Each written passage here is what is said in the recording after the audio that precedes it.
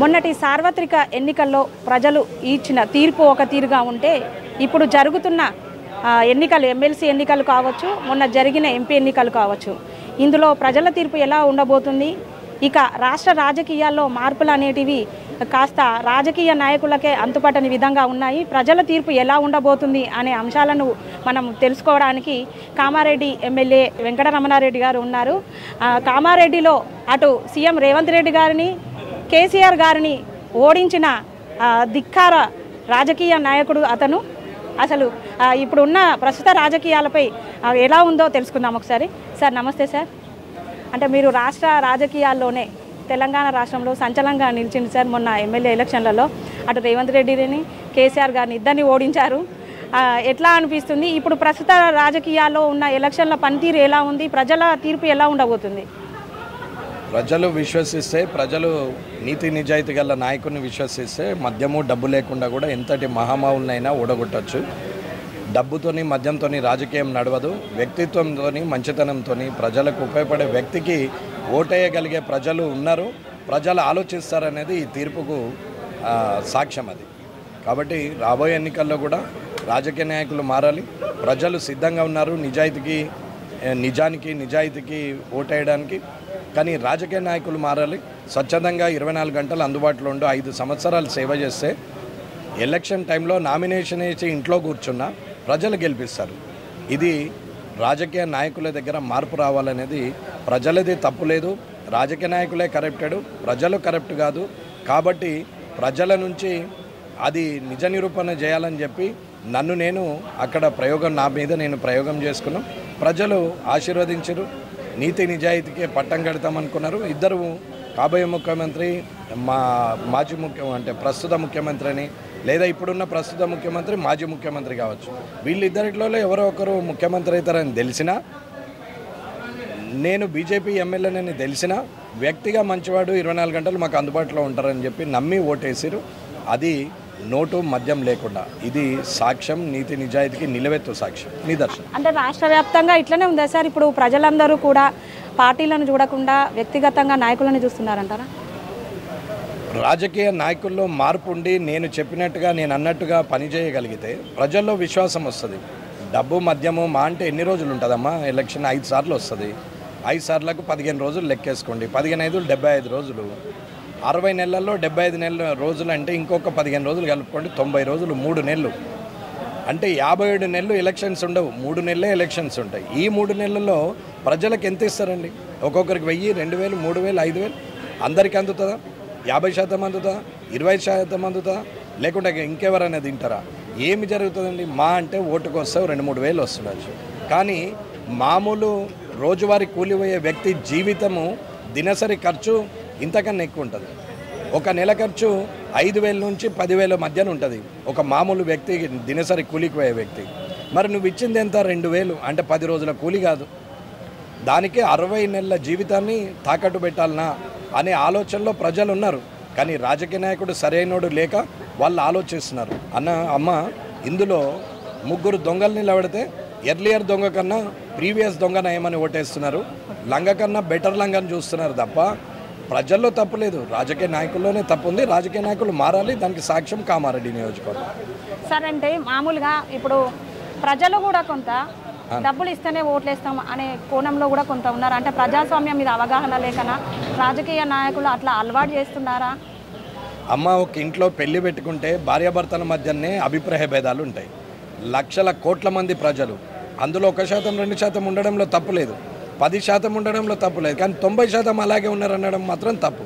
90% నీతి నిజాయితీగా పట్టం కట్టడానికి ఉన్నారు. ఎక్కడో ఒక దగ్గర అక్కస్తోనో ఇబ్బందులతోనో మమ్మల్ని పట్టించుకోలేదనే ఒక బాధతోనో వాళ్ళ పర్సనల్ ప్రాబ్లంలో మనం ఇన్వాల్వ్ కాకపోవడం వల్ల, వాళ్ళ కష్టం వచ్చినప్పుడు మనం ఆదుకోకపోవడం వల్ల వ్యవస్థ మీద విరక్తితోని మాట్లాడే వ్యక్తులు 10% ఉండొచ్చు. కానీ 90% ఖచ్చితంగా నీతి నిజాయితీకే ఉంటారు. సార్ ఒకటి, కాంగ్రెస్ను మార్పులో భాగంగా తెలంగాణలో అధికారంలో తీసుకొచ్చిన ప్రజలు భవిష్యత్తులో బీజేపీని తెలంగాణలో అధికారంలోకి తీసుకొచ్చేంత ఆలోచన చేస్తున్నారా? నేను గెలవగానే చెప్పినామమ్మ 2028 ఖచ్చితంగా బీజేపీ ప్రభుత్వం వస్తుందని చెప్పినాం. ఈ ఎంపీ ఎలక్షన్లు రాబోయే, అంటే ఆ రోజు జనవరిలో చెప్పింది, రాబోయే ఎంపీ ఎలక్షన్లో కూడా 10 సీట్లు ఖచ్చితంగా వస్తాయని కూడా అప్పుడే చెప్పినాం. అమ్మ ప్రజల్లో మార్పు ఉంది, ఓటేయడానికి జనం రెడీగా ఉన్నారు. రాజకీయ నాయకుల ఇబ్బంది వల్ల ఇలాంటి పరిస్థితులు వస్తుంది, కానీ ఖచ్చితంగా ప్రభుత్వం దిశగా ఆలోచిస్తున్నారు. ప్రజలు కూడా కామారెడ్డిలో అది చూశారు కాబట్టి అన్ని నియోజకవర్గాల్లో ఉమ్మడి వరంగల్లో కూడా ఉన్నటువంటి 12 నియోజకవర్గాల్లో కూడా అందరూ ఆలోచిస్తున్నారమ్మా. నేను పోతుంటే నాకు అర్థమవుతుంది కదా. సరే, అంటే మరి మార్పులో భాగంగా కాంగ్రెస్ని తీసుకొచ్చిళ్ళు, కాంగ్రెస్ ఇచ్చిన హామీలు ఏం నెరవేర్చలేదు. ఇప్పుడు మొన్న జరిగిన ఎంపీ ఎలక్షన్లలో ఖచ్చితంగా బీఆర్ఎస్ కేంద్రంలో సంకీర్ణ ప్రభుత్వాన్ని తీసుకురాబోతుంది, ఎంపీ సీట్లు గెలవబోతున్నాము, బీజేపీ 2వ స్థానం 3వ స్థానంలో ఉంటుందని కేసీఆర్ గారు అంటున్నారు. ఎంతవరకు వాస్తవం? సరేనమ్మా, 5 నెలల కేసీఆర్ గారి తుండిరిగానే ఆయన నుదుటి రాత మారిందనుకుంటున్నా, ప్రజల రాత మారిందనుకుంటున్నా. అమ్మ కేసీఆర్ గారు ఏవి మాట్లాడినా గాల్లో మాటలు ఉంటాయి. చెట్ల మీద ఇస్తార్లు గుట్టుడనే సామెత ఆయన నేర్పింది ప్రజలకు. కాబట్టి ఆయన మాటల్ని లెక్కలకు తీసుకునే జనం ఉంటే కావచ్చు, మరి ఆయనకు అలా అనిపిస్తున్నదేమో ప్రజల్ని. అప్పుడు 10 ఏళ్ళు ఏం మాట్లాడిండి, ఇప్పుడు ఏం మాట్లాడుతుండో కూడా తెలుసు కదమ్మా. ఆయన మాట్లాడే మాటలు గాలి మాటలు అనేది అందరికీ అర్థమైపోయాయి. ఓకే, మన రేవంత్ రెడ్డి ప్రభుత్వానికి మీరు ఇచ్చే సూచనలు ఏంటి? అమ్మ గత ప్రభుత్వము అవాకులు చెవాకులు పోయి రాజకీయంగా గౌరవాన్ని పొడగొట్టి, అధికారులకు గౌరవాన్ని పొడగొట్టి, కరప్షన్ను ఓపెన్ టు ఆల్ చేసి తిను పంచు తిను ఇవ్వు ప్రజలను దోసుకునే పరిస్థితుల రాజకీయ నాయకులకు అలాగే అధికారులకు ఈ పర్మిషన్ ఇచ్చినటువంటి ఆ వ్యక్తి అన్పార్లమెంటరీ వాడడం, అవతల వ్యక్తులను హేళన చేయడం, రాజకీయ విలువలను దించడం లాంటివి చేసితే ప్రజలు తీసుకెళ్లి ఫామ్ హౌస్లో బండబెట్టారు. అదే పద్ధతిలో ఇంకో రెండు ఆకులు ఎక్కువ చదువుకొని రేవంత్ రెడ్డి గారు ఇంకా ఎక్కువ మాట్లాడుతున్నారు. తన స్థాయిని మర్చిపోయి మాట్లాడుతున్నారు. మన విలువ ఇట్లానే ఉండనమ్మా. మీ విలువ నా విలువ అవసరం లేదు. మీరు ఏ పేపర్లో చేస్తున్నారో, ఏ టీవీలో చేస్తున్నారో, ఆ టీవీ వాల్యూ ఏంది, ఆ చైర్ వాల్యూ ఏంది అనే కన్నా మీరు చేస్తున్న జర్నలిజం వాల్యూ ఏందని తెలుసుకున్న రోజు జర్నలిస్టులకు వాల్యూ ఉంటుంది. రాజకీయ నాయకులకు కూడా తను కూర్చునే కుర్చీ కన్నా తన కూర్చున్న కుర్చీ విలువ ఏందో తెలిసి మాట్లాడిన రోజు కుర్చీలకు విలువ ఉంటుంది. కానీ వ్యక్తి విలువను చూసి మాట్లాడుతున్నాను. శునకం వచ్చి బంగారు సింహాసనం మీద కూర్చుంటే అదే పని చేస్తుంది. అది ఇక శునకమేది బంగారు సింహాసనం ఏదో మీరు గ్రహించాలి. ఓకే సార్, ఫైనల్గా అంటే కేంద్రంలో అటు సంకీర్ణ ప్రభుత్వం రాబోతుందా, బీజేపీ ప్రభుత్వం రాబోతుందా? అమ్మ అది ఆలోచించేది మీకు తెలియదమ్మా. ఏ ప్రభుత్వం వస్తుందని అది నేను చెప్పాలా? ఏ ప్రభుత్వం వస్తుందని ప్రతి ఒక్క వ్యక్తికి తెలుసమ్మా, ప్రతి ఒక్క జర్నలిస్టుకు తెలుసు. నేను చెప్పాల్సిన అవసరం లేదు. ఆ ప్రభుత్వమే మోడీ ప్రభుత్వం. సార్, అంటే రిజర్వేషన్ల విషయంలో మోడీ ప్రభుత్వము చాలా అలసత్వం వహిస్తుంది, పట్టించుకోవట్లేదు. అంటే రాజ్యాంగాన్ని ఇలా చేయడం కరెక్ట్ కాదు. మోడీ ప్రభుత్వం వస్తే దళితులకు కావచ్చు, అటు బీసీలకు కావచ్చు అన్యాయం జరుగుతుంది. అమ్మ మీరు అడిగిన ప్రశ్న ఇది పెద్ద ప్రశ్న. నేను అడగచ్చు. అసలు ప్రెస్ మీట్లోనే మీడియా ద ప్రెస్లో చెప్పాల్సినటువంటి కార్యక్రమం ఇది. ఇక్కడ కాదు, రాష్ట్రం కాదు, దేశమంతా నేషనల్ మీడియానే సార్. అమ్మ ప్రతి మనిషి ఒకప్పుడు బెల్ బాటం ఉండే, నేరో పాయింట్ అయింది. ఒకప్పుడు హిప్పీ కటింగ్ ఉండే, షార్ట్ కటింగ్ అయింది. ఒకప్పుడు పెద్ద జడ ఉండే, పోనీటైల్ అయింది. ఇప్పుడు కొందరు క్రాఫై చేస్తున్నారు. మారిన జనరేషన్ ప్రకారంగా ప్రతిదీ మారుస్తున్నటువంటి ప్రజలు అనుగుణంగా నీ వస్త్రధారణ మారుతుంది, నీ వేషధారణ మారుతుంది, నీ అవసరాన్ని బట్టి నీ తిండి మారుతుంది, నీ పని మారుతుంది. ఆఖరికి మీరు పనిచేసే విధానం బట్టి పైసా మారాలా, పైసా రేటు పెరగాల, మనకు ఆర్థికంగా స్వాలంబన ఉండాలా, డెవలప్మెంట్ కనపడాలా, అన్నిట్లో మార్పు రావాలి. కానీ రాజ్యాంగంలో కొన్ని తప్పిదాలు ఉన్నప్పుడు అవి మార్చాలనే ఆలోచన ఎందుకు ఉండదు? 1954లో తయారైనటువంటి బట్టలే వేసుకోండి, మరి 1954లో తీసుకున్నటువంటి జీతమే తీసుకోండి, 1954లో తిన్నటువంటి భోజనమే తినండి. ఎందుకు మారుస్తున్నారు? ఎందుకు అవన్నీ చేస్తున్నారు? అంటే మన ఆర్థిక స్తోమత విషయంలో, మన వేషధారణ విషయంలో, మన కుటుంబ విషయంలో, మన ఇష్టం విషయంలో అన్ని మార్పులు జరగచ్చు ఏ రాత్రికి రాత్రి. కానీ ప్రజలందరికీ కావాల్సినటువంటి రాజ్యాంగంలో ఉన్న చిన్న పొరపాట్లు ఏమైనా ఉంటే దాన్ని సరిదిద్దడానికి భూతత్వంలో పెట్టి చూడడం ఎందుకు?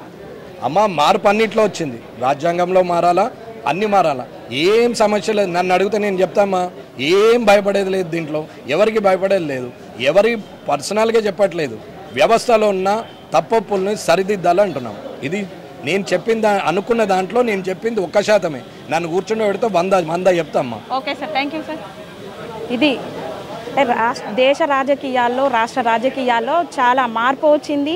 అలాగే ప్రజల్లో కూడా చాలా మెచ్యూరిటీ వచ్చిందని చెప్తున్నారు కామారెడ్డి బీజేపీ ఎమ్మెల్యే వెంకటరమణారెడ్డి గారు. మొన్న జరిగిన ఎంపీ ఎలక్షన్లలో కావచ్చు, ఇప్పుడు జరగబోయే ఎమ్మెల్సీ ఎలక్షన్లలో కూడా బీజేపీ అభ్యర్థులు ఖచ్చితంగా గెలుపొందుతారు. దేశంలో బీజేపీ ప్రభుత్వం వచ్చి తీరుతుంది. అటు కేసీఆర్ గారు కానీ, రేవంత్ రెడ్డి గారు కానీ చెప్పే మాటలన్నీ బూటకపు మాటలని వెంకటరమణారెడ్డి గారు చెప్తున్నారు. వరంగల్ ప్రెస్ క్లబ్ నుంచి కెమెరా పర్సన్ సతీష్తో సోనీ, వరంగల్ టైమ్స్.